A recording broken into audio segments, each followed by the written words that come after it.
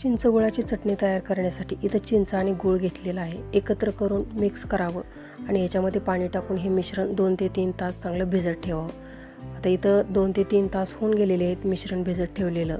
आता हे मिश्रण सर्व चाळणीमध्ये चाळून घ्यावं आणि चिंचेचा गर जो आहे तो काढून घ्यावा.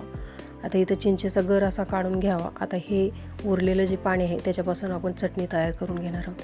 ह्याच्यामध्ये टाकावं चवीनुसार मीठ, थोडीशी लाल मिर्च पावडर चवीनुसार आणि हे मिश्रण चांगलं उकळून द्यावं.